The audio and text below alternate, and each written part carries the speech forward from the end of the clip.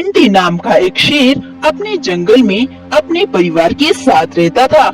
इस जंगल में कोई ज्यादा जानवर नहीं थे, इसीलिए यहाँ के जानवर भी शिकार करने से बहुत ज्यादा परेशान थे।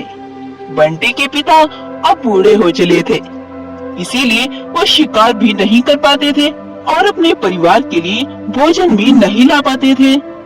वे अपने जीवन से बहुत तंग आ चुके थे, इसीलिए बंटी फैसला करता है कि वो यह जंगल छोड़कर किसी दूसरे जंगल चला जाएगा और अपने परिवार के लिए जानवरों का शिकार करके भोजन लाया करेगा। बंटी के पिता भी बंटी को दूसरे जंगल जाने की आज्ञा दे देते हैं। अगले दिन वे बंटी को दूसरे जंगल के लिए रवाना करते हैं।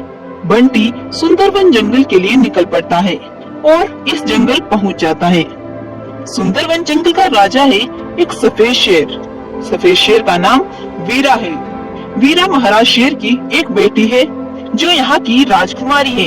राजकुमारी का नाम रानी है। रानी बहुत ही सुंदर और आकर्षक है। राजकुमारी की अपने विवाह को लेकर एक शर्त होती है।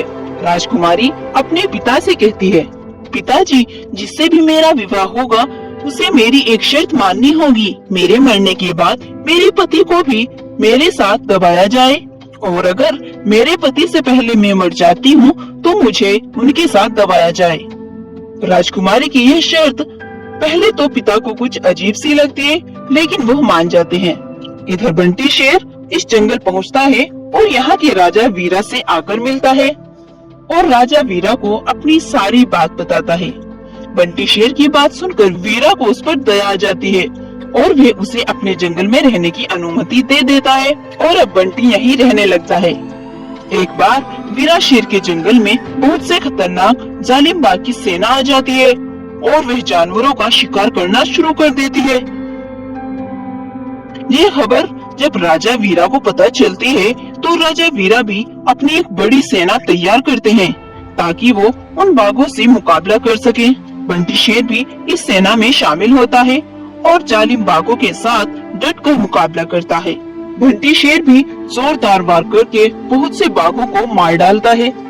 अपने साथियों को मरता देख बाकी बचे बाघ वहां से अपनी जान बचाकर भाग जाते हैं और इस तरह बंटी शेर उन बाघों से जंगल के सभी जानवरों की जान बचा लेता है। बंटी शेर की बहादुरी और ताकत को देख राजा वीरा उससे बहुत खुश होते हैं और उसे ऊंचे पद का सेवक बनाते हैं। ये सब होता देख बंटी भी बहुत खुश था कि एक गरीब के बेटे की किस्मत कैसे जाग गई। इसी तरह राजकुमारी रानी को भी बंटी शेर की बहादुरी को देखते हुए बहुत खुशी होती है।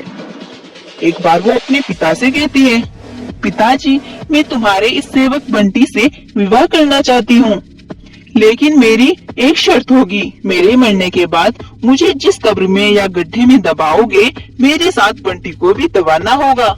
बोलो बंटी, अगर तुम्हें मेरी ये शर्त मंजूर है तो मैं तुमसे विवाह के लिए तैयार हूँ।